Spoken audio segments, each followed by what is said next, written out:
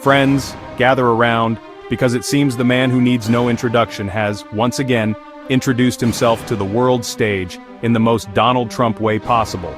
This time, he's traded his red tie for papal white. Yes, you heard that right.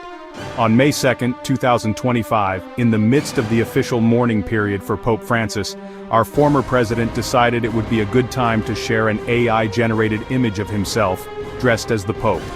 The image, posted on Truth Social, Instagram, and even retweeted by the White House account on X, because why not, showed Trump in full papal regalia. He was seated on an ornate throne, right hand raised as if in blessing. Or maybe he was just signaling for another Diet Coke. It's hard to tell with this guy. The timing, of course, was impeccable. With the papal conclave to elect the new pope set to begin on May 7th, Trump, never one to miss an opportunity, had thrown his mitre into the ring. The image spread like wildfire across the internet, because of course it did. It was a perfect storm of the ridiculous and the offensive, and people couldn't look away even if they wanted to. Some people thought it was hilarious, a classic Trumpian troll job. Others were deeply offended, calling it disrespectful, insensitive, and just plain weird.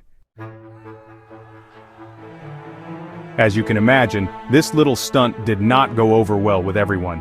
The New York State Catholic Conference, not exactly known for their love of all things Trump, accused him of mocking the Catholic Church.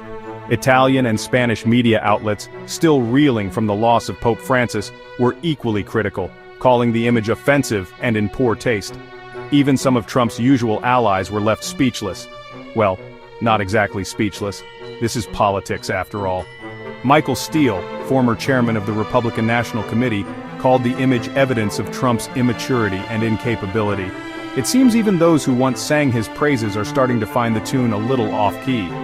But of course, Trump being Trump, he had his defenders.